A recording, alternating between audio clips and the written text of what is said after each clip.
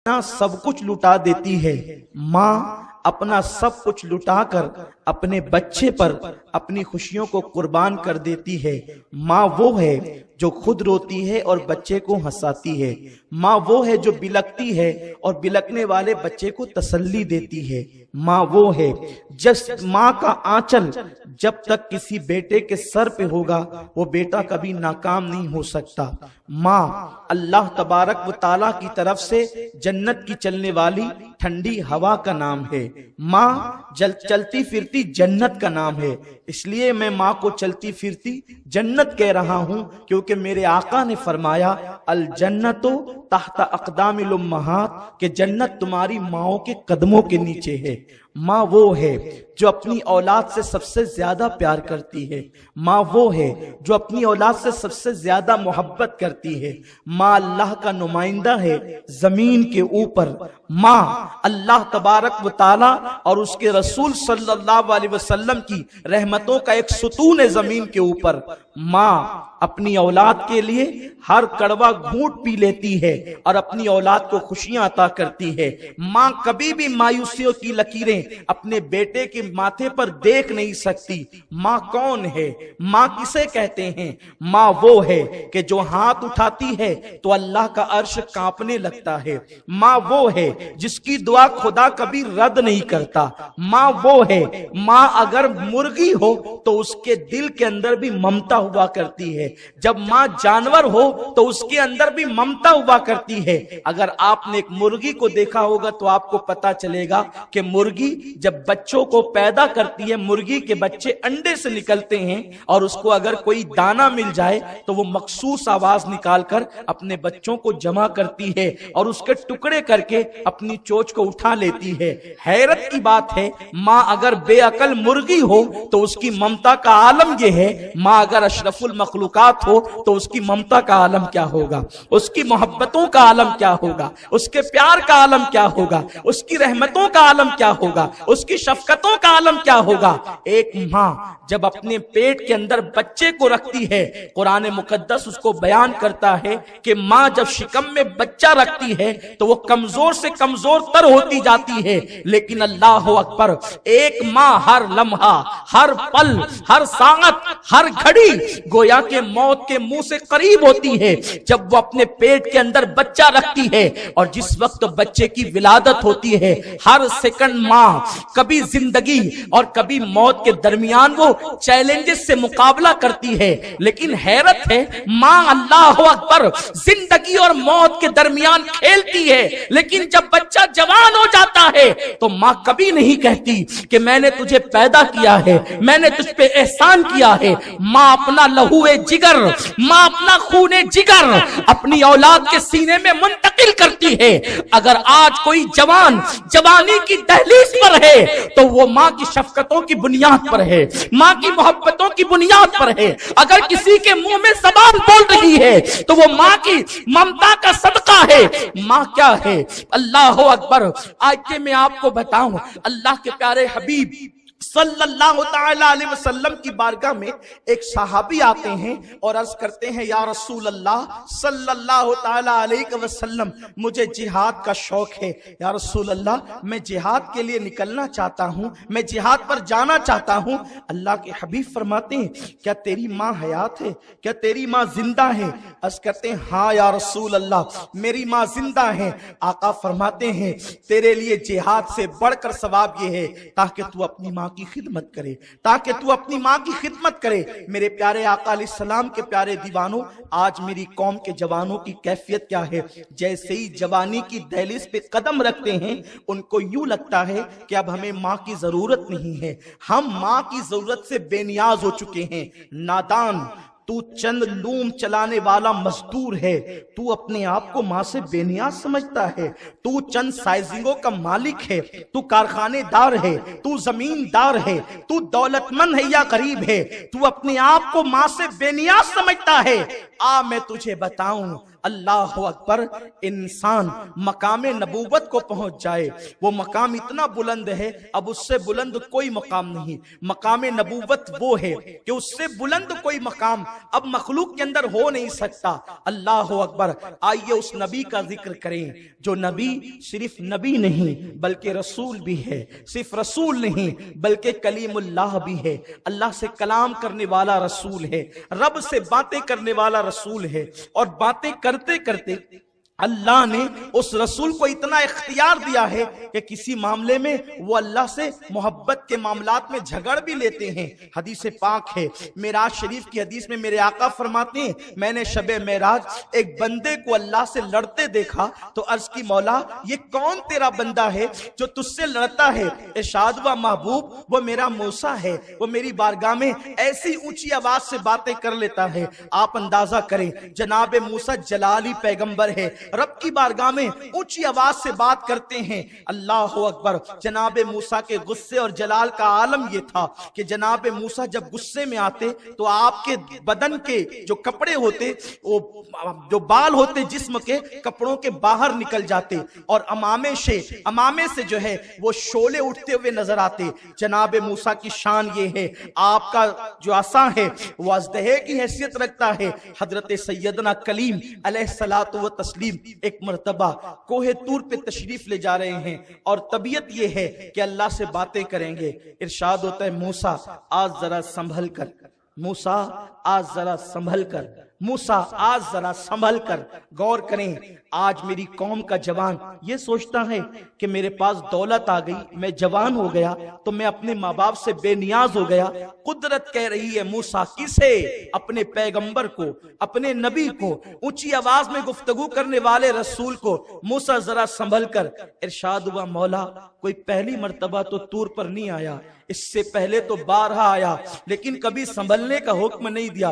कहा आज बातें संभल के करना, क्योंकि जब तू अपने घर से निकलता था तो तेरी माँ आंचल पसार कर दुआ करती थी, मेरे अल्लाह मेरे मूसा की तबीयत में जलाल है, अगर वो ऊंची ऊंची बात तेरी बारगाह में कर दे तो तू करीम है, दरगुजर करना मौला, मौला मेरे मूसा पर दरगुजर करना, उसकी पकड़ ना करना। मूसा अब तेरी माँ का आज इंतकाल हो गया है, अब तू माँ की मौत के बाद घर से निकला है तो जरा संभल कर। जब तक तेरी पुश्त पर माँ की दुआ थी कुदरत ने संभलने का हुक्म न दिया, और आज तू निकला है अब वो आंचल तेरे सर पर न रहा तो अब कुदरत कह रही है, मूसा जरा संभल कर। ओ मेरी कौम के नादान नौजवान, जनाबे मूसा कलीमुल्लाह जैसे पैगंबर को माँ के विसाल के बाद जब संभलने का हुक्म दिया जाता है तो हम और आप किस खेत की मूली है? मेरे प्यारे आका सल्लल्लाहु अलैहि वसल्लम के प्यारे दीवानों, आज मेरी कौम के जवानों का हाल ये है, अगर घर में बीवी आ गई और उसने कान माँ के खिलाफ भर दिए तो बच्चा नौजवान 6 महीने में, साल 2 साल में अपने बीवी बच्चों को लेकर के अलग हो जाता है। और आज फिक्र ये है, क्या मैं बुढ़ापे में अपने माँ बाप की खिदमत करूं? मैं बुढ़ी बुढ़ा का कब तक के नाज उठाता रहूं? मैं हूं, मेरे बच्चों का मुस्तकबिल है, मेरे बच्चों की पढ़ाई है, मेरे बच्चों की तालीम है, मेरे बच्चों की तरबियत है। जितना कमाऊंगा क्या मैं सब माँ पे खर्च कर दूं, मैं बाप पे खर्च कर दूं? आओ मैं तुम्हें बताऊं, एक सहाबी बारगाह रिसालत में आए, अर्ज की, या रसूल अल्लाह सल्लल्लाहु अलैहि वसल्लम, मैं जितना कमाता हूं माँ को ले जाकर देता हूं, फिर भी माँ मुझे डांटती रहती है, नाराज होती है। आका फरमाते हैं, बस अगर तेरी माँ तुझे दांतों से काट काट भी खाए तो तुझे ये इख्तियार नहीं है कि तू माँ को उफ कह ले। फला तकुल लहुमा उफ, माँ बाप को उफ भी नहीं कह सकते। अगर किसी के माँ बाप किसी पर खामखा नाराज होते हैं तो फरमाया गया कि ये अल्लाह का इम्तिहान है, उसको उस इम्तिहान में साबित कदम रहना चाहिए। आपने कोई गलती नहीं की फिर भी डांट रहे हैं, इसलिए कि जब इंसान बूढ़ा हो जाता है तो बकबक करने का आदी हो जाता है। अक्सर बूढ़े बड़े बकबगी होते हैं, बहुत बकबक करते हैं, बेसरो पैर की बातें करते हैं। अल्लाह तबारक व तआला ने कैद लगा दी, जब तेरे माँ बाप या दोनों में से कोई एक या दोनों बुढ़ापे की दहलीज को पहुंच जाएं, उनको उफ मत कहो। जवानी में नहीं कहा, उफ तो जवानी में भी नहीं कर सकते, लेकिन बुढ़ापे की कैद लगाई, क्योंकि जब माँ बाप जवान होते हैं तो बच्चे औलाद बच्चे होते हैं, कुछ कहने की हिम्मत नहीं करते, और जब माँ बाप बूढ़े हो जाते हैं और बच्चे जवान होते हैं और फिर उनकी अक्ल में भी फुतूर वाक़ होता है, तो वो एक बात को 4 टाइम कहने के आदी होते हैं, बेबात की बात भी करते हैं, बेसरो पैर की बात भी करते हैं, उठ पटांग बातें भी करते हैं। तो अल्लाह ने कह दिया कि अगर ये इस तरह की बात करें तो तुम उफ भी नहीं कह सकते। आजकल तो माँ बाप को लोग माँ को माँ कहने में शर्माते हैं, बाप को बाप कहने में शर्माते हैं। अल्लाह अकबर। और हाल ये है कि माँ रात में 2-2 बजे तक बेटे का इंतजार कर रही है कि मेरा बेटा आएगा तो मेरी लेकिन हाल ये है मेरी कौम के जवानों के पास माँ बाप की खैरियत पूछने के लिए वक्त नहीं, दोस्तों के साथ 2-2, 3-3 घंटे, 4-4, 6-6 घंटे बैठकर वक्त गुजारते हैं, लेकिन माँ बाप की खैरियत नहीं पूछते। बूढ़े माँ बाप इतना मुंतजिर होते हैं कि मेरा बेटा आएगा तो मुझसे बात करेगा। बेटा सीधे मुंह अपनी माँ से बात नहीं करता, अपने बाप से बात नहीं करता, गुफ्तगू नहीं करता। आजकल नौजवानों का हाल ये है, लोम चलाकर अगर 2000 रुपए कमा रहे हैं, 500 रुपए माँ के हाथ में ला के रखेंगे, अब हफ्ता भर इसमें चलाओ, 1500 में मौज मस्ती करेंगे। मैं तुमसे पूछना चाहता हूँ, नादान, तू आज अपनी माँ से पैसे छुपाता है, लेकिन जरा सोच तो सही, कल माँ ने तुझसे कुछ ना छुपाया, माँ ने हर चीज तुझे सामने अया किया। आज हाल ये है, तू छोटे छोटे बच्चों के लिए मिठाई लाता है तो छुपा कर माँ बाप से लाता है। मेरे माँ बाप ना देख ले। हाल ये है, अगर बीवी को आम दिनों में ड्रेस बनाना है, पैसे ससुराल भेजे जाते हैं और वहां से ससुराल का नाम करके पैसे जो है वो ड्रेस मंगाया जाता है। क्यों? माँ को पता ना चले, बाप को पता ना चले। तू किससे छुपा रहा है जिसने तुझसे कुछ नहीं छुपाया? अरे क्या नहीं छुपाया, बल्कि जब तू नहीं होता था और घर में कोई फल आ जाते थे तो माँ छुपा कर तेरे लिए रखती थी, जिसने सारी जिंदगी तेरे लिए छुपा के रखा। आज तू उससे अपनी दौलत छुपाता है, आज तू उससे अपना माल छुपाता है, आज तू उससे तू अपने पैसे छुपाता है। सुन ले, अल्लाह के प्यारे हबीब अलैहिस्सलातु व तस्लीम इरशाद फरमाते हैं, बंदा अगर माँ बाप को अपने कंधे पे बिठा करके 7 मरतबा हज करा दे तो भी वो अपनी माँ का इतना भी हक अदा नहीं कर सकता जो पैदाइश के वक्त उसकी माँ को झटके लगे थे, उसमें से वो एक झटके का हक भी अदा नहीं कर। एक झटके का। आज माँ बाप हैं, लोगों को अहमियत नहीं है। माँ बाप है तो अहमियत नहीं है। ये कौन लोग हैं जिसका चेहरा मोहब्बत से देखो तो मकबूल हज का सवाब मिले? कुछ चेहरे वो हैं जो आपको हर वक्त हर महफिल में नजर आएंगे। आप उसे दोस्तों का चेहरा कह सकते हैं, आप उसे भाई का चेहरा कह सकते हैं, आप उसे बीवी का चेहरा कह सकते हैं। बड़ी माजरत के साथ कोई बुरा न माने, एक बीवी मर जाए, दूसरी बीवी करो वो भी सगी बीवी होती है, दूसरी मर जाए तीसरी करो वो भी सगी बीवी होती है। बीवी कभी सौतेली नहीं होती। एक भाई मर जाए दूसरा भाई होता है, एक दोस्त मर जाए दूसरा दोस्त बनाया जा सकता है, लेकिन वो चेहरा जिसे माँ और बाप का चेहरा कहते हैं, ये चेहरा कभी कायनात में दूसरा नहीं हो सकता। खुदा दूसरा नहीं हो सकता और दूसरे माँ बाप नहीं हो सकते। कहने को तो आप 50 को माँ बाप कहें, अल्लाह की जात मिसाल और तमसील से पाक है। समझने समझाने के लिए दूसरा खुदा नहीं हो सकता और दूसरी माँ बाप नहीं हो सकती। इंसान जिससे पैदा होता है वही बाप होता है, और इंसान जिसके पेट से पैदा होता है, जिसके शिकम से बाहर आता है, वो माँ होती है। इंसान जिंदगी में 50 लोगों को माँ कह दे, लेकिन कोई माँ नहीं हो सकती, इसलिए कि अल्लाह ने माँ के सीने में जो दिल दिया है वो दिल खुदा ने किसी को नहीं दिया है। ये चेहरे आज तुम्हारे दरमियान है। आज तुम लड़कियों में गिरफ्तार हो, दोस्तों में गिरफ्तार हो, लेकिन सुन लो, माँ बाप की मोहब्बत इतनी खालिस होती है, इतनी खालिस होती है कि जब जब तुम्हारा कोई दिल दुखाएगा उस वक्त तुम्हें अपने माँ बाप का प्यार याद आएगा, लेकिन उस वक्त तो ये चेहरे तुम्हें देखना नसीब न होंगे। बड़े खुश नसीब है वो लोग जिनके माँ बाप जमीन के ऊपर हयात है। अल्लाह मेरे और आप सबके माँ बाप को उम्र खिज़र अता फरमाए और अल्लाह उन्हें हमेशा खुश रखे, हमसे राजी रखे। एक दिन वो होगा माँ बाप को सताने वाले, जिस दिन तेरा बेटा तुझे सताएगा, तुझे याद आएगा कि मैंने अपनी माँ का दिल क्यों दुखाया था, मैंने अपने बाप को तकलीफ क्यों पहुंचाई थी, मैंने अपने बाप को दुख क्यों दिया था। आपको मोहब्बतों का एहसास नहीं। मैंने एक आर्टिकल पढ़ा था और मैं बहुत रोया था। आर्टिकल ये था, एक शख्स ने अपनी पहली बीवी के इंतकाल के बाद दूसरा निकाह किया। कोई मायूब नहीं, अच्छी चीज है, इसलिए कि इंसान बीवी के बगैर रह नहीं सकता, बीवी जरूरत है। पहली बीवी मर गई, इंतकाल कर गई, दूसरी से निकाह किया, दूसरी बीवी से निकाह हुआ।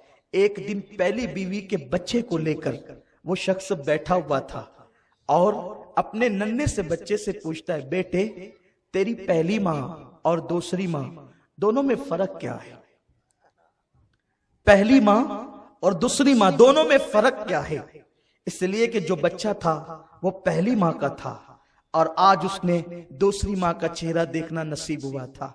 बड़े खुश नसीब है वो बच्चे जिन्हें कभी दूसरी माँ का चेहरा देखना नसीब नहीं होता। जो हमेशा हकीकी माँ की आगोश में परवरिश पाते हैं वो बड़े खुश नसीब हैं। लेकिन कुछ ऐसे भी हैं जिन्हें कभी कम नसीबी की बुनियाद पर दूसरी माँ का चेहरा देखना नसीब होता है।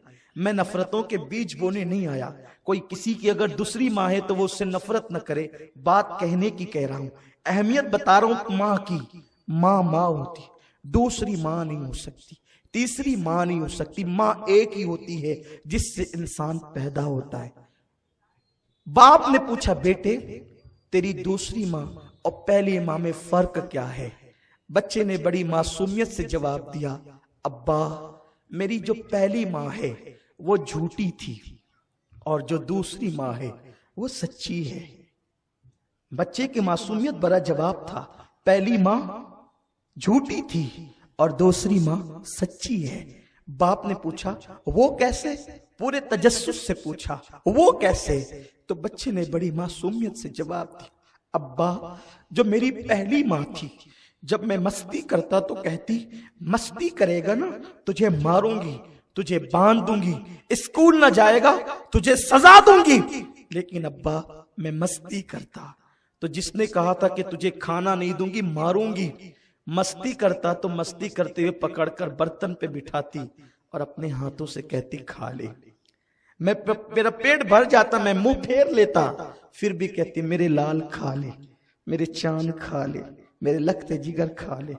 हैरत है, कहती थी मस्ती करेगा तो मारूंगी, खाना नहीं दूंगी, स्कूल न जाएगा तो मारूंगी, खाना नहीं दूंगी, लेकिन फिर भी देती थी। बाबा दूसरी माँ इतनी सच्ची है कि जब कहती है मस्ती करेगा तो खाना नहीं दूंगी, थोड़ी सी मस्ती करो या न करो दिन दिन भर खाना नहीं देती। तो दोनों में फर्क ये है, वो झूठी थी ये सच्ची है। बाप को एहसास हुआ वो झूठी न थी, वो हकीकी माँ थी। उसकी ममता उसे मजबूर करती थी खाना देने पर, उसकी ममता उसे मजबूर करती। माँ क्या है? आज इस चेहरे से आपको नफरत है। अगर आप तकरीर बतौरे तकरीर सुनने आए हैं तो आप उठकर चले जाएं, लेकिन अगर आज आप अपनी माँ से और अपने बाप से तजदीद वफा करने आए हैं, सुने माँ क्या है।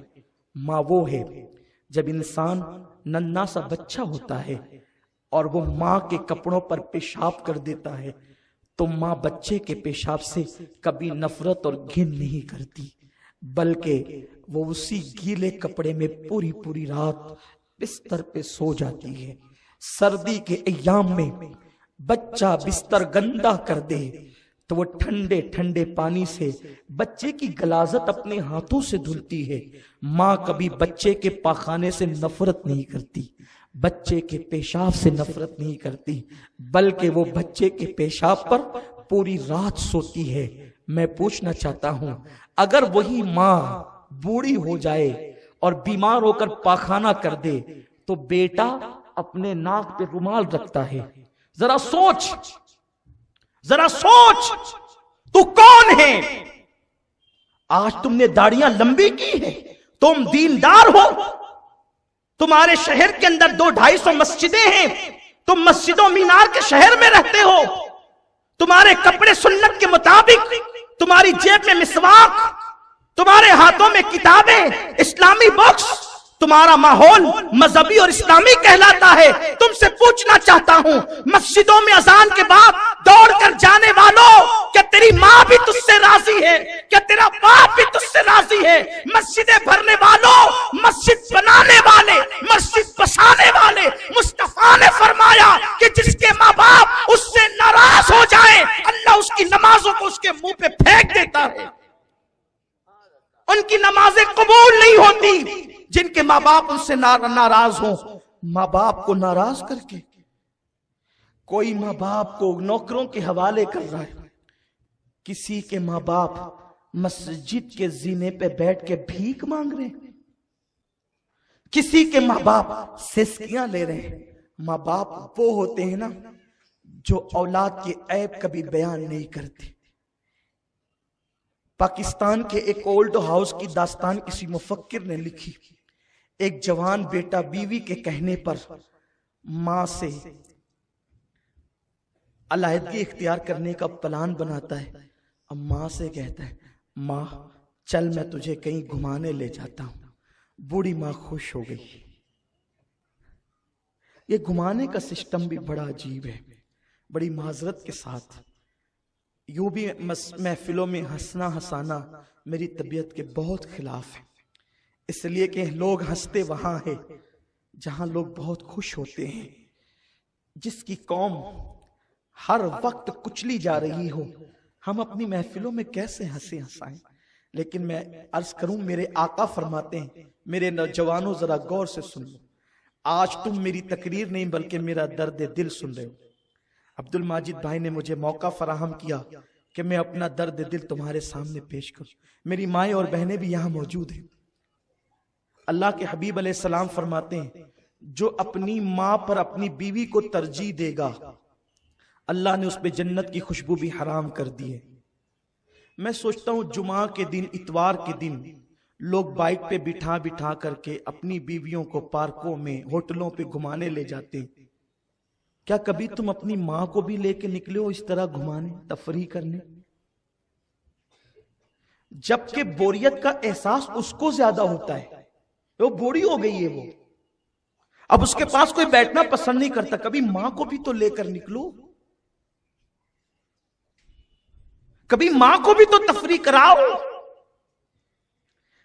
जितना कीमती जोड़ा बीवी को लाके देते हो, कभी मां को भी तो लाके दो। शहर मालेगांव मंदी में डूब गया है, लोग दुआएं कर रहे हैं, रो रहे हैं, गिड़गिड़ा रहे हैं, हम भी आप ही में शामिल हैं। लेकिन मेरे आका फरमाते हैं, अगर कोई तंग दस्ती से निजात चाहता है तो वो माँ बाप पर फराग दिली से खर्चा करे, अल्लाह उसके रिस्क में बरकतें अता फरमाए। तंगी का इलाज है। आका फरमाते हैं, जो माँ बाप के साथ अच्छा सलूक करे, अल्लाह उसकी उम्र लंबी कर देता है, उसको मालदार कर देता है, माला माल कर देता है। आका फरमाते हैं कि जो नमाज में अपने माँ बाप की मगफिरत के लिए दुआ ना करे, अल्लाह उसकी नमाज को कबूल नहीं करता। उसकी नमाज नाकिस और नामुकम्मल रहती है, उसकी नमाज अधूरी रहती है जब तक वो अपने माँ बाप के लिए मगफिरत की दुआ ना कर ले। तो एक जवान ने अपनी माँ को घर से बाहर निकालने का प्लान बनाया और उसने कहा, माँ चल मैं तुझे घुमाने लेकर चलता हूँ। बूढ़ी माँ के दिल की कली कली खिल गई, दिल के कानों से सुने।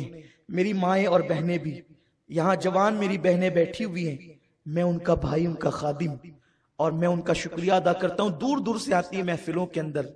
मैं कहता हूँ, जब आपका शौहर आपकी तरफ मुतवज्जे हो तो कभी तुम भी तो कह दिया करो कि वो तुम्हारी माँ है, जरा उसका भी ख्याल कर लो।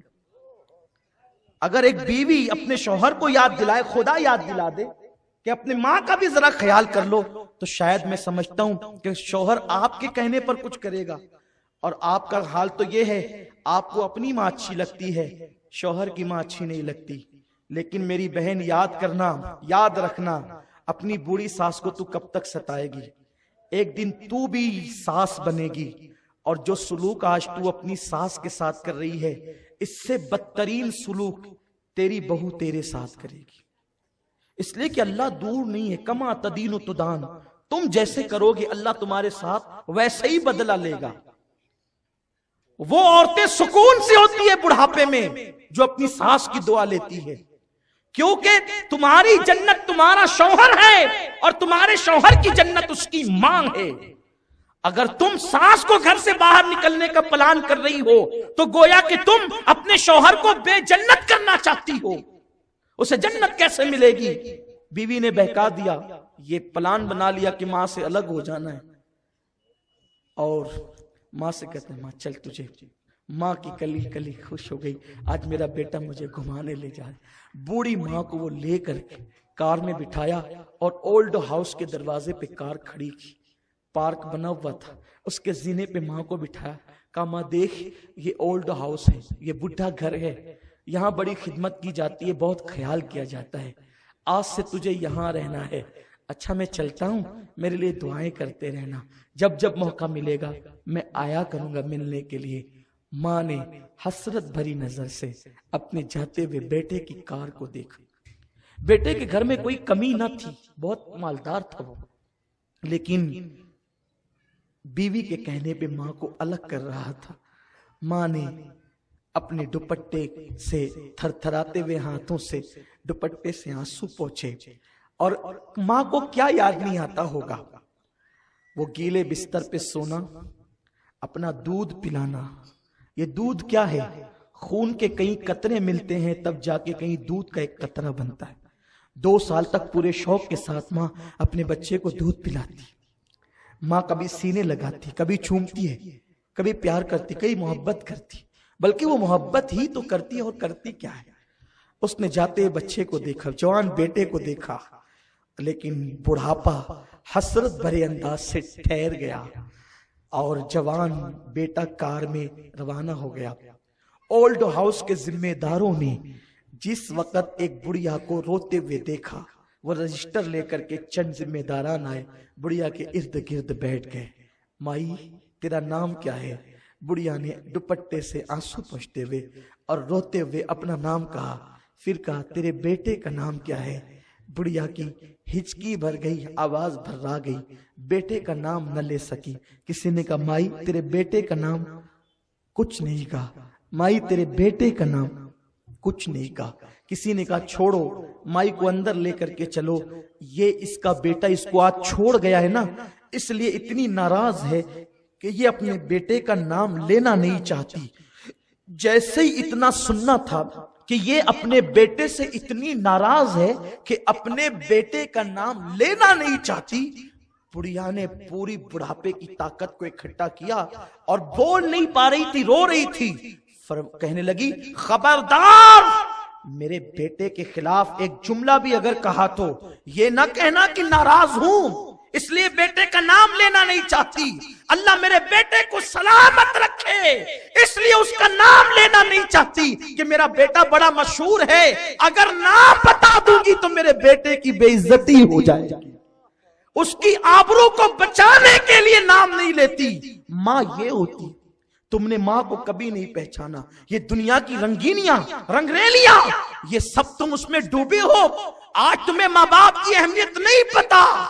आओ, जिस दिन तुम्हारे पास सब कुछ होगा लेकिन एक माँ नहीं होगी, जिसकी माँ नहीं है उसकी जिंदगी में रौनक नहीं है। जिसकी माँ नहीं है उसकी जिंदगी में मुकम्मल खुशियां नहीं है। जिसकी माँ नहीं है उसका सर गोया के खुला हुआ है। जिसकी माँ नहीं है गोया के वो बेसहारा है। जिसकी माँ नहीं है गोया के वो मुकम्मल तौर पर जिंदगी की लज्जतों से अल्लाह अकबर लुत्फअंदोज नहीं है, कहीं कहीं वो महरूम है।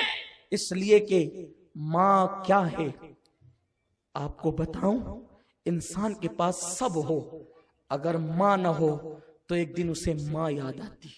हाँ, जरूर याद आती। मुझे एक हदीस पाक याद आ गई। एक दिन मेरे सरकार मस्जिद नबवी शरीफ के एक कोने में बैठकर रो रहे हैं। हुजूर की मिज़गा में आंसू है, मिज़गा पे आंसू है, आंखों से आंसू बहते हैं और गालों पर आते हैं और मोतियों की तरह झड़ जाते हैं।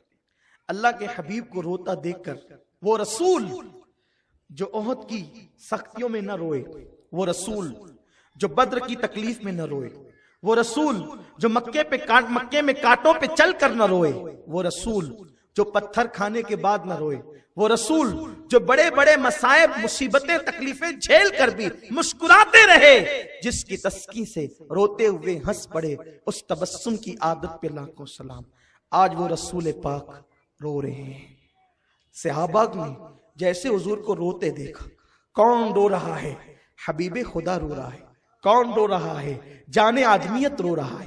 कौन रो रहा है? जाने आबरू इंसानियत रो रहा है। कौन रो रहा है? मौलिम कायनात रो रहा है। कौन रो रहा है? इंसान कामिल रो रहा है। कौन रो रहा है? मालिक जन्नत रो रहा है। कौन रो रहा है? कासिम नेमत रो रहा है। कौन रो रहा है? वो रो रहा है जिसके नाज खुदा यूं उठाता है कि मामूली सा सर में दर्द हो जाए और जहनी तौर पे हुजूर को टेंशन हो जाए तो अल्लाह के हबीब अलैहिस्सलाम को अल्लाह लामकान पे बुलाकर अपना दीदार कराए और तसल्लियां दे। वो हबीब रो रहा है जिसको कोई गाली दे दे तो वो चुप रहते हैं और जवाब अल्लाह अता करता है। वो हबीब रो रहा है जिसकी गुस्ताखियां की गई तो कुरान मुकद्दस में जवाब अल्लाह ने अता फरमाया।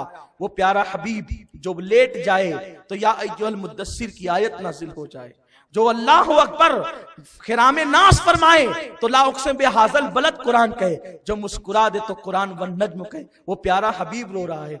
उस हबीब को रोता देखकर सहाबा जो जान से ज्यादा प्यार करते थे आ गए इर्द गिर्द। हुजूर, हमारे माँ बाप कुर्बान, आपको किस चीज ने रुलाया? आप क्यों रो रहे हैं? आका फरमाते हैं, आज मुझे मेरी अम्मी हजरत आमिना की याद आ गई है।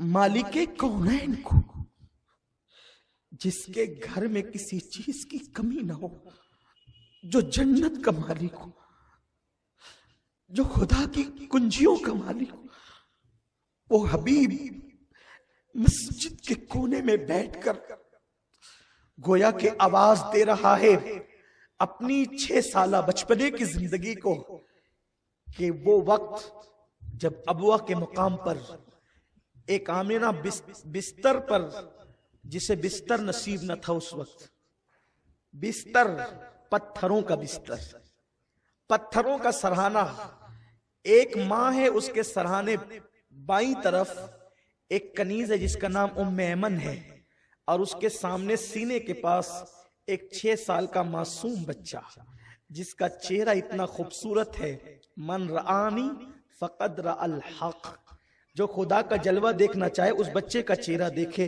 वो 6 साल का मासूम बच्चा अपनी माँ के सीने के पास बैठा है और उसकी माँ उसको देख करके रो रही है और कहती है, ए मेरे बेटे मोहम्मद, अब मेरी जिंदगी के आखिरी लम्हात है, मैं अबुआ के जंगल में हमेशा के लिए गुम हो जाऊंगी, लेकिन मैं जानती हूं कि मैंने इतने आला और अफजल तरीन बच्चे को जन्म दिया है कि मेरा नाम कभी दुनिया से खत्म नहीं होगा। लोग हमेशा मेरा नाम लेते रहेंगे, मुझे याद करते रहेंगे, पूरी दुनिया में मेरे इस बेटे के जरिए से मेरा नाम लिया जाएगा। हुजूर अलैहिस्सलाम को वो लम्हात याद आ रहे थे। 6 साल की उम्र में मेरी माँ मेरी पेशानी का नूर देख करके दुआ कर रही थी और आंखें बंद कर। हुजूर की अम्मी जान हजरत आमिना के ये लम्हात हुजूर को याद आ गए। हुजूर रोने लगे, आज मेरी अम्मी मुझे याद आ गई। हुजूर की अम्मी के आखिरी लम्हात क्या थे मैंने किसी तकरीर में कहा होगा, लेकिन आज कहता हूँ, हुजूर की माँ पर के जबान पे जो आखिरी जुमला था वो नात का शेर था। आप कह रही थी, मेरे बेटे का चेहरा ऐसा है जिसके सदके अल्लाह बारान रहमत का नुज़ूल फरमाता। मेरा बेटा वो है जिसके डंके मशरिको मगरिब में गूंज जाएंगे। मैंने इतना अजीम बेटा जन्म दिया है। तो ये जुमले कह रही थी और आंखें बंद कर लिया। हुजूर अपनी माँ के सीने पे हाथ रख के कहते हैं, अम्मी और बोलो ना। हुजूर 6 साल के बच्चे अपनी माँ से कहते, अम्मी और बोलो ना। एक मर्तबा का अम्मी और बोलो ना, तो उम्मे ऐमन ने रोक दिया। बेटे जो चुप हो जाते हैं मौत की आगोश में, फिर वो बोला नहीं करते। अल्लाह की इज्जत की कसम, अगर उम्मे ऐमन मना नहीं करती और हुजूर दूसरी बार कह देते अम्मी बोलो ना, हुजूर की मां जरूर बोलती। लेकिन कुदरत को यह मंजूर था ताकि ये दास्तान उम्मत के सामने दोहराई जाएगी। अम्मी और बोलो ना, जो कह रही थी बोलो ना। कहती है जो दुनिया से चले जाते हैं बेटे वो बोला नहीं करते, चुप हो गए। हुजूर सैयद आलम, हुजूर को वो लम्हात याद आ गए। आका मस्जिद नबी में बैठ के रो रहे थे और कहते हैं आज मुझे मेरी अम्मी हजरत आमिना की याद आ गई। सरकार अलैहिस्सलाम की बारगाह में हुजूर को रोता देखकर सहाबा भी रो पड़े। आका फरमाते अब इशा का वक्त आने वाला है, काश मेरी माँ आमिना हयात होती और मैं तुम लोगों को इशा की नमाज पढ़ा रहा होता और मेरी माँ मुझे कहती ऐ मेरे बेटे, ऐ मेरे बेटे, हाय हाय हाय, ऐ मेरे बेटे। कुरान जिसे तौहा कहे, कुरान जिसे यासीन कहे, कुरान जिसे मुज़म्मिल कहे, कुरान जिसे मुद्दस्सिर कहे, कुरान जिसे वन नज्म कहे, कुरान अल्लाहु अकबर जिसे काफ हा या ऐन स्वाद कहे, कुरान जिसे इन्ना आतैना कल कौसर कहे। और कौन कह रहा है कुरान में? वो अहकमुल हाकिमीन कह रहा है, जिसको खुदा ने जिसके 3000 नाम रखे, नाम 3000 नाम, 3000 नाम है जिस रसूल के। वो रसूल कहते हैं काश मैं इशा की नमाज पढ़ा रहा होता और मेरी मां मुझे कहती ऐ मेरे बेटे। ये बेटे की लज्जत जरा लीजिए। हुजूर को याद आता है कभी मेरी मां मुझे बेटा कह के पुकारती। अल्लाह की इज्जत की कसम, पूरे हिंदुस्तान में सफर करते हैं, दुनिया में लोग जानते हैं तहदीस नेमत के लिए लोग अलकाबात से पुकारते हैं। कोई उम्दतुल खुतबा कहता है, कोई आले रसूल कहता है, शहजादा गौसुल वरा कहता है, कोई अदीब कहता है, कोई खतीब कहता है, कोई मुबल्लिग इस्लाम कहता है। खुदा जाने लोग क्या क्या कहकर मोहब्बतों का सबूत देते हैं। लेकिन अल्लाह की कसम खाकर आज कहता हूं, सारे अलकाबात सुनकर भी दिल को इत्मीनान नहीं होता और न मेरे दिल को खुशी होती है। लेकिन जब मैं लंबे सफर से वापस होकर अपने घर लौटता हूं, मेरी माँ मुझे बेटा कहती है, तो वो सारे अलकाबात मुझे हैच नजर आते हैं जो मुझे मिंबरों पे दिए जाते हैं। इसलिए कि जब ये हदीस सामने हो ना, ये हदीस सामने हो कि मैं लोगों को नमाज पढ़ा रहा होता, इशा की नमाज, इमामुल अंबिया कहते मैं नमाज पढ़ा रहा होता और मेरी माँ कहती बेटा मोहम्मद इधर आ। तवज्जो करें, तवज्जो।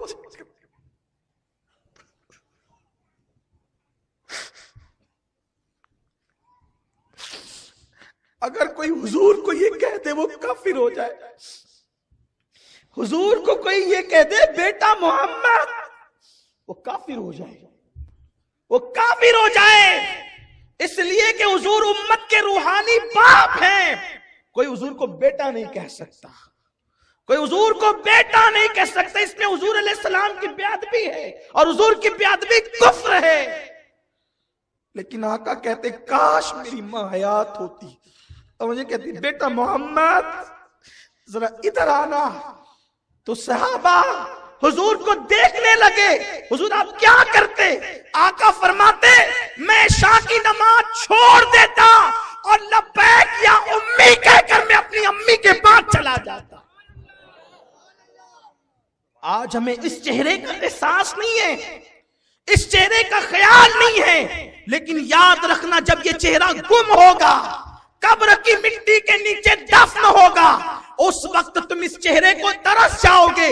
ढूंढोगे, न ये चेहरा तुम्हें जंगलों में मिलेगा, न बियाबानों में मिलेगा, न तुम्हें किसी फंक्शन हॉल में मिलेगा, न किसी मिंबर पे मिलेगा, न किसी मेहराब में मिलेगा, न काबे की दीवारों के साए में मिलेगा। अरफात के नजारे तो होंगे लेकिन माँ का चेहरा ना होगा, मीना की बहारें तो होगी, माँ का चेहरा ना होगा, निकलता हुआ चांद तो होगा, माँ का चेहरा ना होगा, उफक पर सूरज तो होगा, माँ का चेहरा ना होगा, कुरान का मुसहफ तो होगा, माँ का चेहरा ना होगा, सब होंगे, माँ का चेहरा ना होगा। लेकिन उस वक्त तुम ढूंढोगे और तुम अपने आप को महरूम तसव्वुर करोगे। माँ का चेहरा पूरी कायनात की दौलत देकर भी तुम हासिल करना चाहोगे तो तुम्हें न मिल सकेगा। उस वक्त तुम रातों को गिड़गिड़ा के दुआ करोगे, मेरे अल्लाह इतना तो एहसान कर दे, वो चेहरा एक मर्तबा ख्वाब में दिखा दे। माँ बाप के साथ बगावत करने वालों, शायद तुम्हें वो भी नसीब ना होगा। आज माँ बाप का एहसास नहीं, माँ बाप से मोहब्बतों का माहौल नहीं है। आओ अपने माँ बाप के साथ तजदीद वफा करें। आज के नौजवान लड़के 3-2 बजे तक इंटरनेट पर बैठकर मोबाइल खेलते, गेम खेलते। पूरे शहर में वबा फैल चुकी है। लोग जुआ खेल रहे हैं मोबाइल पर, गेम खेल रहे मोबाइल पर, ताश के पत्ते खेल रहे मोबाइल पर। नादान वो 3 घंटा वहां बैठकर क्यों तू सलील काम कर रहा है, क्यों तू हराम काम कर रहा है? अगर वक्त है जा उठ, अपनी माँ के पैर दबा।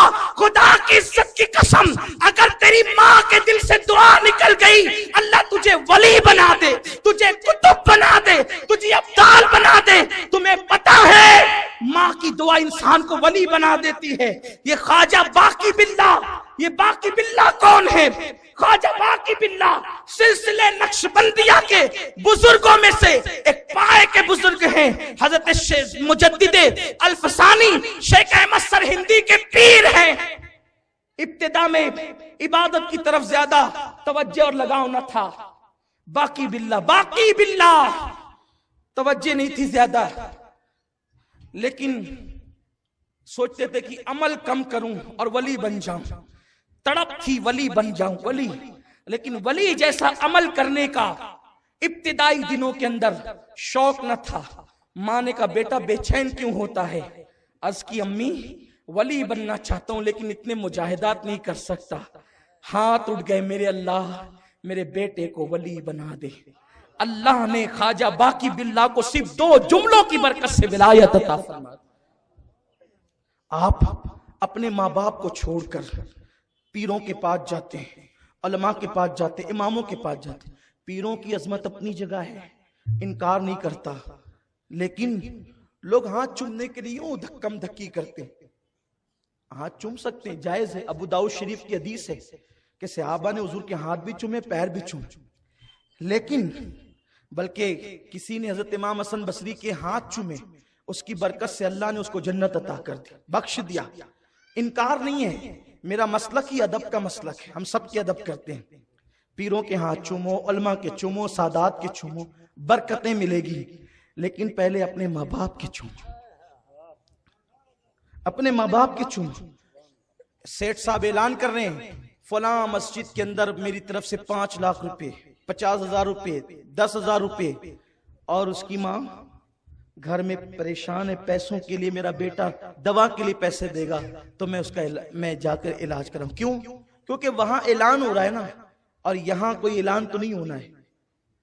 तो ख्वाजा बाकी बिल्ला को विलायत माँ की दुआ से मिली, माँ की दुआ से।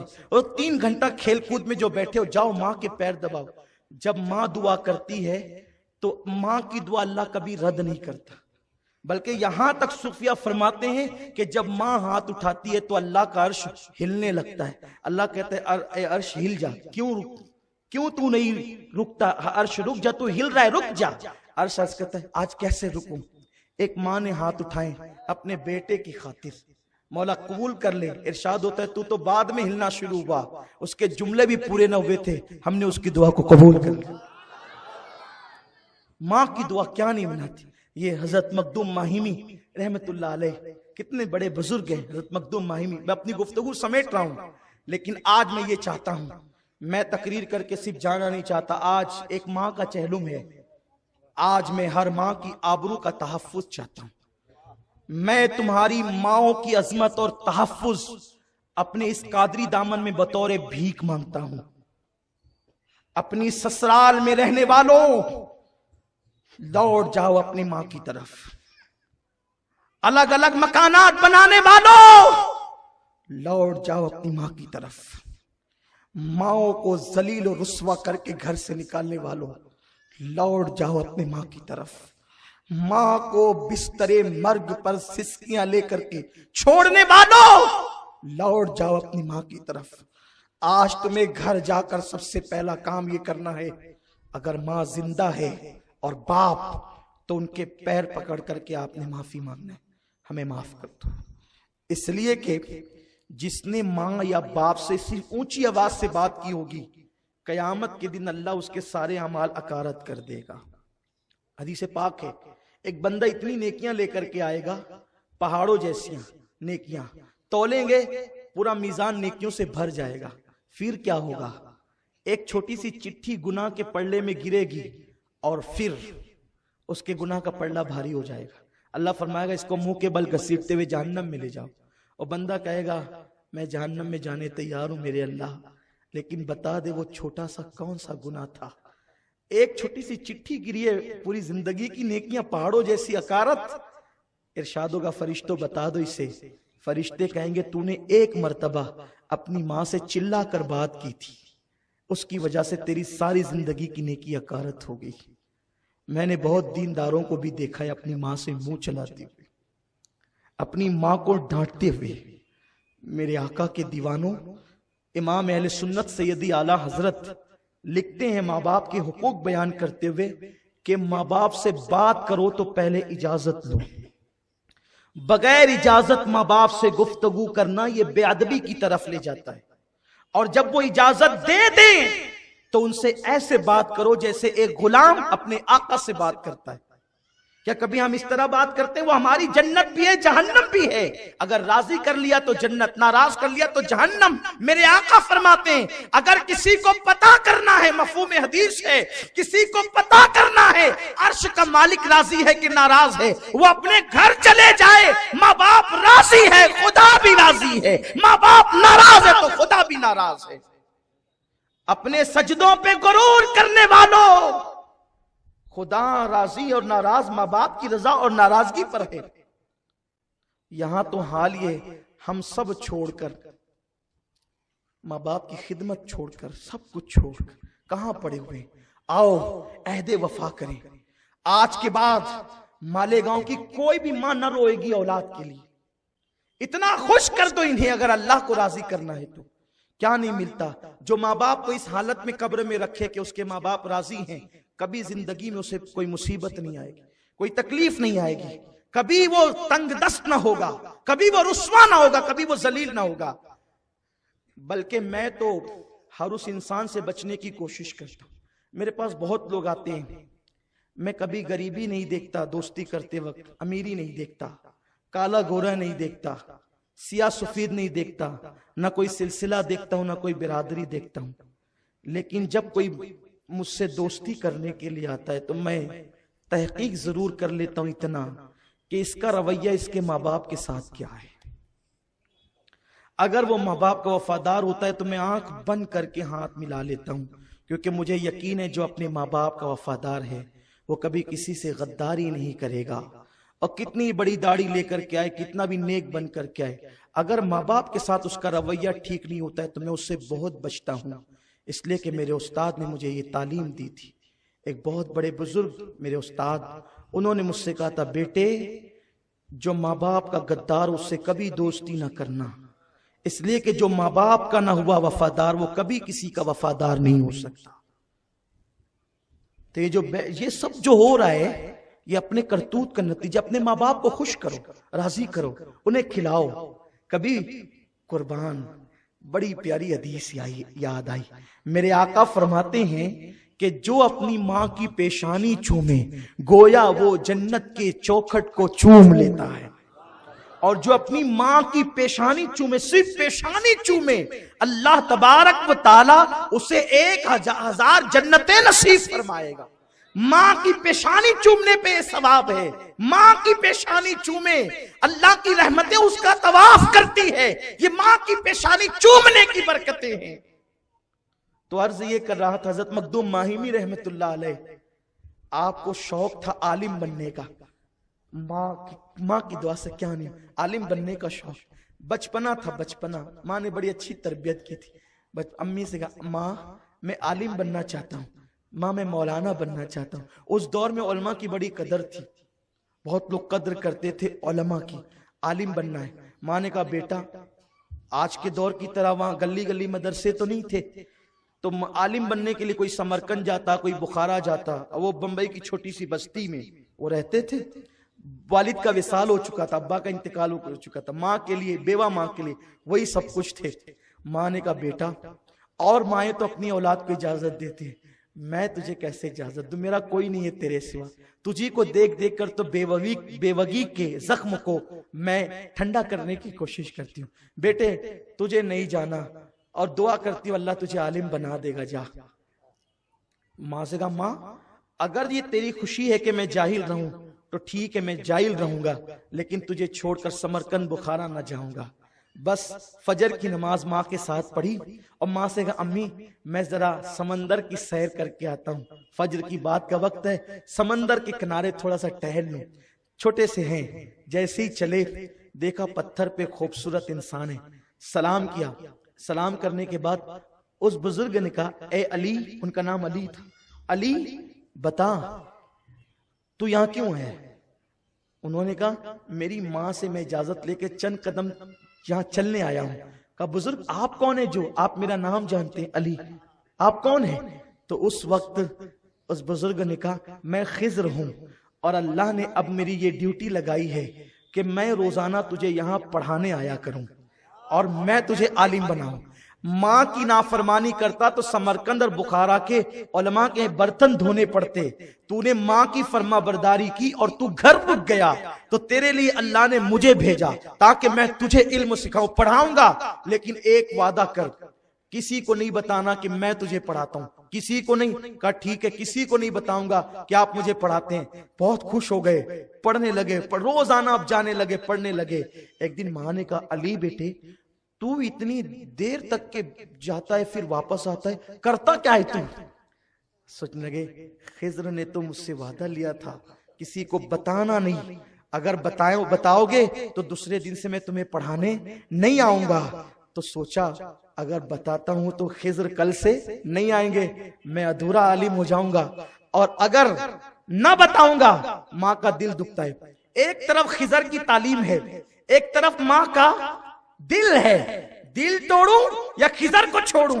कहा खिज्र हैं, खिज्र छूट जाए चलेगा, माँ का दामन नहीं छूटना चाहिए, माँ का दिल नहीं टूटना चाहिए। और माँ को कह दिया, अम्मी मैं जो जाता था ना समंदर के किनारे, तो वो मुझे खिज्र पढ़ाने आते थे और उन्होंने कहा था किसी को बताएगा तो मैं पढ़ाने नहीं आऊंगा।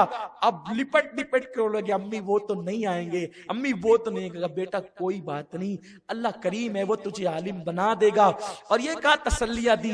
दूसरे दिन गए तो खिज्र नहीं आए। अब आकर के खूब रोए, खूब जी का घोर किया कि क्या हुआ, ऐसा क्यों हुआ। लेकिन माँ ने जब रोते देखा, माँ के हाथ उठ गए, मेरे अल्लाह ये मेरा बेटा अपनी जान का इस तरीके से क्या कर रहा है, मौला इस पे रहम फरमा, इस पे करम फरमा, इसके जख्म का खात्मा फरमा।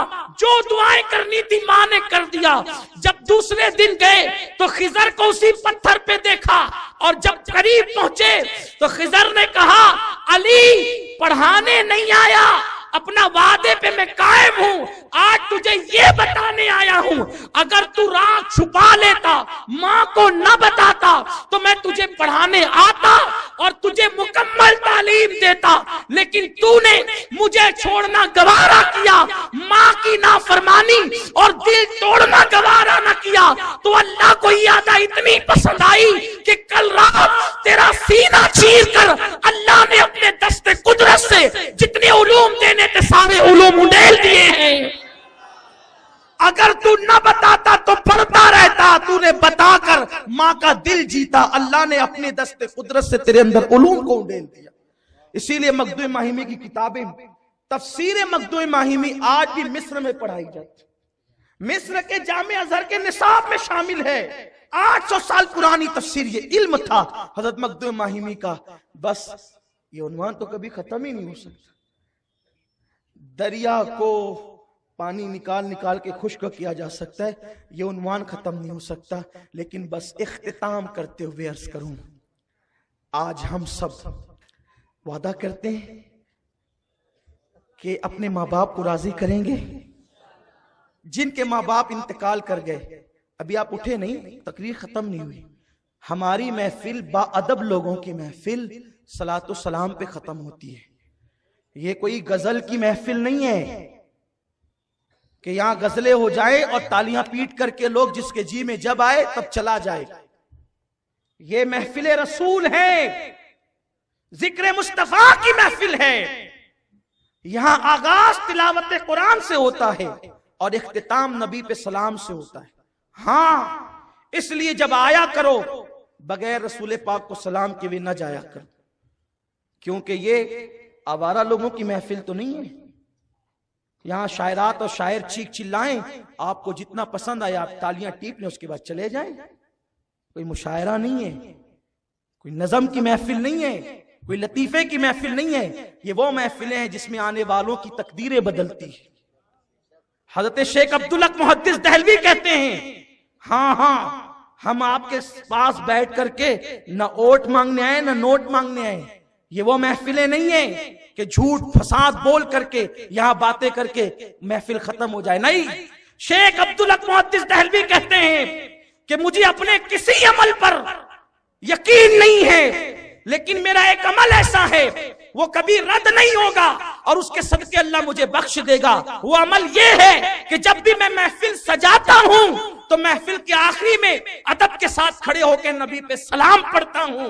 ये वो अमल है कि अल्लाह कभी रद्द नहीं करता, इसी के सदके में वो बख्श देता है। और सलातो सलाम के बाद जो मुरादे लेकर दुआ की जाए अल्लाह कबूल करता है। तो इसलिए मेरी आपसे गुजारिश है, हलचल नहीं किया करें। हमें पता है वक्त पे गुफ्तगू खत्म हो जाएगी, तो अर्ज ये कर रहा था, जिनके माँ बाप हयात है वो जाकर माफी मांगे, इंशाअल्लाह करेंगे सब। शर्माना नहीं, शर्माना नहीं, इसलिए कि वो बड़े प्यारे लोग हैं, माफ कर देते, माफ कर देते। और जिनके माँ बाप का इंतकाल हो गया, घबराए नहीं, ये भी हदीस में मौजूद है। हदीस पढ़ूं, दिल खुश होगा। एक सहाबा हाजिर है, या रसूल अल्लाह, मैंने मन्नत मानी थी कि हुजूर जब मक्का फतेह हो जाएगा तो मैं काबे की चौखट को बोसा दूंगा। या रसूल अल्लाह, मक्का फतेह होगा तो काबे की चौखट को बोसा दूंगा। और एक रिवायत में आया, हुजूर मैंने मन्नत मानी थी कि मैं जन्नत की चौखट को और हूर की पेशानी को बोसा दूंगा। या रसूल अल्लाह, मैं जन्नत की चौखट को तो बोसा दे नहीं सकता। मेरे आका ने फरमाया, जा जा तेरी माँ के पैर चूम ले, जा जा तेरी माँ के पैर चूम ले, गोया तूने काबे की चौखट को या जन्नत की चौखट को बोसा दिया। उन्होंने अर्ज की, या रसूल अल्लाह, मैं वो कम नसीब आदमी हूं कि मेरी माँ इंतकाल कर गई, मेरी अम्मी इंतकाल कर गई, हुजूर मैं क्या करूं? आका ने कहा, जा उसकी कब्र को चूम ले। उसकी कौन कह रहा है? जो शिर्क मिटाने आए वो कह रहे हैं माँ की कब्र चूम ले। जो शिर्क मिटाने आया है, जो शिर्क मिटाने आया है, जिसने काबतुल्लाह पे सजे हुए 360 बुतों को लकड़ी से तोड़ दिया, जिसने काबे को काबा बनाया, वो कह रहे हैं अम्मी का इंतकाल हो गया, जाके कब्र चूम ले, माँ की कब्र चूम ले। जब माँ की कब्र चूमी जा सकती है तो गौसो खाजा की कब्र क्यों नहीं चूमी जा सकती? अल्लाह। लेकिन हुजूर की बारगाह में कोई मायूसी नहीं होता था। अर्ज़ किया, रसूल अल्लाह, मैं जब बच्चा था, तवज्जे, मैं जब बच्चा था मेरी माँ का इंतकाल हो गया, मुझे पता भी नहीं है मेरी अम्मी की कब्र कहाँ है, मुझे पता भी नहीं मेरी अम्मी की कब्र कहाँ है। आका ने कहा, घर जा, एक लकीर बना और उसे माँ की कब्र तसव्वुर कर और उसी को चूम ले, गोया कि तूने जन्नत की चौखट को चूम। तो अगर माँ बाप का इंतकाल हो गया तो घबराए नहीं, कब्र पे जाए, और कब्र पे जाएं, आपकी अम्मी की हड्डियां भी अगर घुल गई हो अंदर, अगर घुल गई हो, सब नहीं घुलते लेकिन कोई घुल भी गया हो, रूह जिंदा रहती है और वो चप्पल की आवाज को भी पहचानती है ना। और वहां जाके कहे माँ मुझे माफ कर दे इंशाअल्लाह, और उनके लिए मगफिरत की दुआ करें, इसाले सवाब करें, कसरत से इसाले सवाब करें, इंशाअल्लाह ताला आपकी माँ की रूह खुश हो जाएगी, आपके वालिद की रूह खुश हो जाएगी। बस जाते जाते एक आखिरी वाकया अर्ज करके अपनी गुफ्तगू तमाम करता हूँ, ताकि मेरे आए हुए नौजवान भाई बहने आज के बाद सब माँ बाप के पक्के वफादार हो जाएं और कोई माँ बाप को उफ तक न कहे। आजकल हम चाहते हैं मैं दौलतमंद हो जाऊं माँ को छोड़कर, मुझे ये मिल जाए माँ बाप को छोड़कर। याद रखें, माँ बाप को छोड़कर खुदा भी नहीं मिलता। आप किस चीज के पीछे पड़े हुए हैं जानते हैं? हजरत बायजीद बुस्तामी सुल्तानुल आरिफीन, हजरत जुनैद बगदादी कहते हैं वलियों में बायजीद का मकाम ऐसे है जैसे फरिश्तों में जिब्रील का मकाम है। इनकी अम्मा को ये भी बेवा हो गई थी। देखो अभी सूरी साहब ने कहा था थोड़ी देर पहले कि जिसके पीछे भी आप देखेंगे माँ की दुआ। कोई भी कामयाब इंसान देख लें, किसी का भी नाम लीजिए, आप उसका पस मंजर पढ़ें, माँ की दुआ आपको मिलेगी।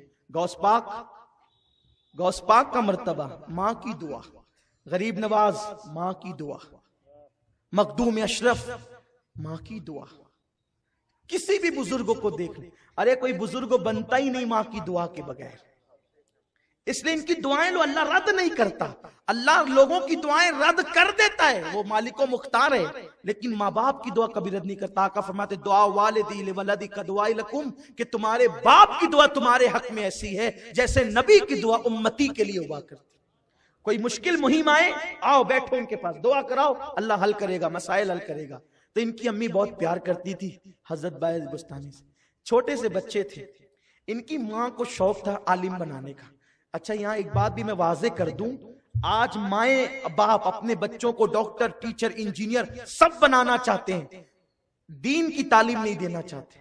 बच्चा सब बन जाता है, डॉक्टर, टीचर, इंजीनियर, लेकिन माँ बाप का वफादार फिर नहीं बन पाता। अगर माँ बाप की वफादारी आएगी तो सिर्फ और सिर्फ दीन की बुनियाद पर। अगर अपनी औलाद को वफादार बनाना है तो उनको दीनदार बनाओ, दीन पिलाओ, उनके अंदर दीन पैदा करो। माँ ने छोटे से बच्चे को लिया, उस जमाने के आलिम के पास गई, कहा हजरत मैं जानती हूँ आप वली हैं, मैंने इस्तिखारा किया है कि मैं अपने बच्चे को आपके पास पढ़ाऊं, आप वली हैं, मेरे बच्चे को आलिम भी बनाएं और वली भी बनाएं, और जब तक ये वली ना बन जाए आप इसको छुट्टी नहीं देना। आलिम और वली जब तक ना बन जाए छुट्टी ना देना। आजकल तो माएं उस्ताद से लड़ने चली जाती है, वो कैसी माँ थी, छुट्टी नहीं देना। कुछ दिन हुए ये तकिया रख करके मुंह छुपा छुपा करके रोते थे हजरत बायजीद।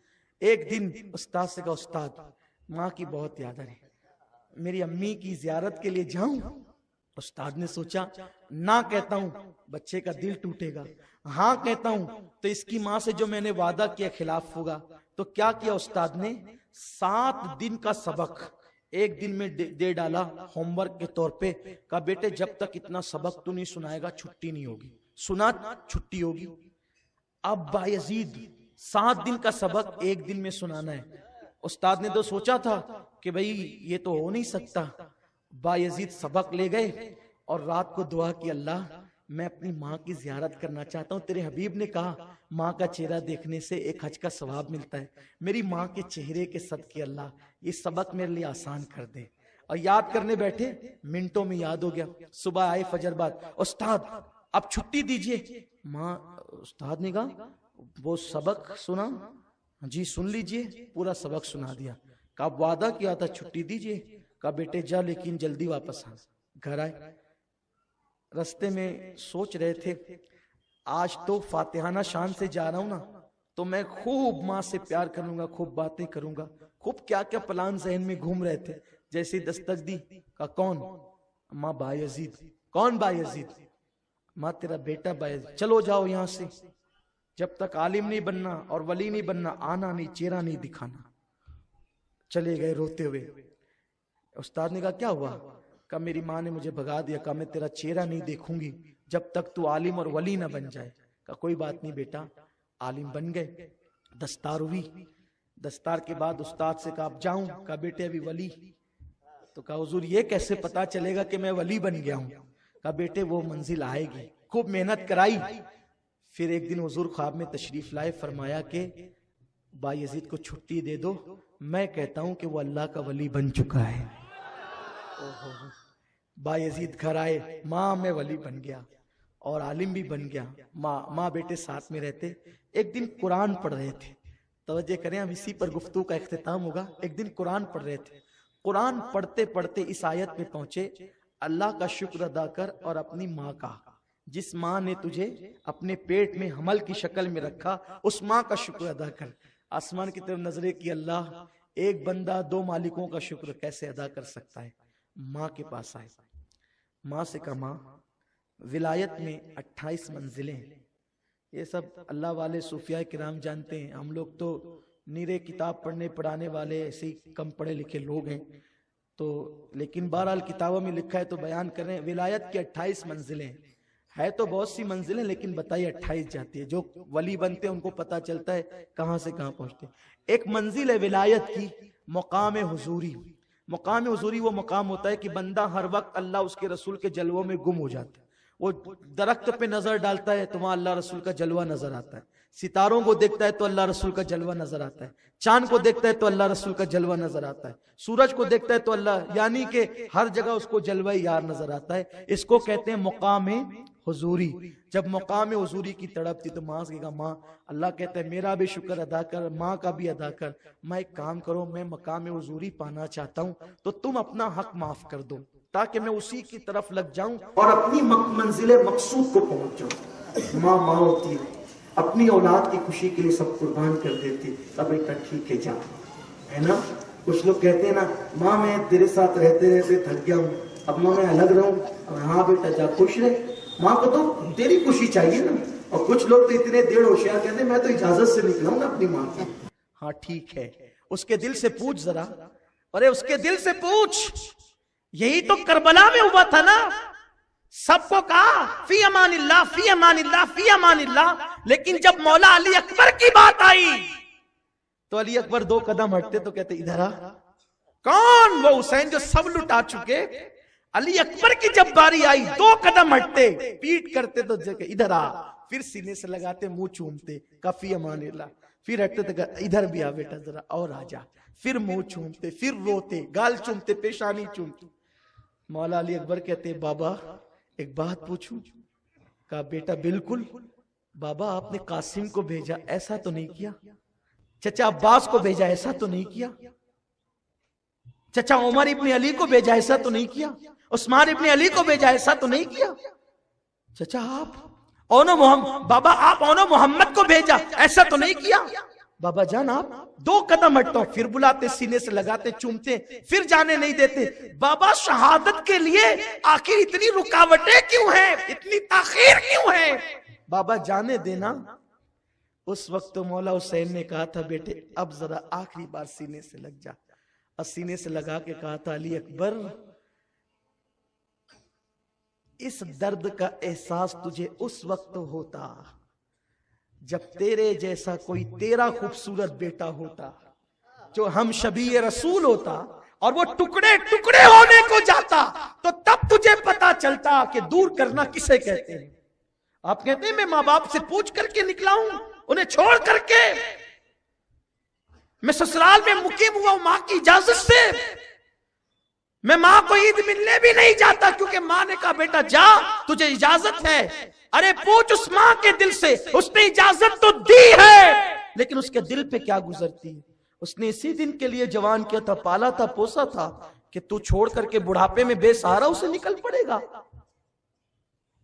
तो बायजीद बुस्तामी ने कहा माँ अपना हक माफ कर दे। हाँ जा बेटा माफ किया।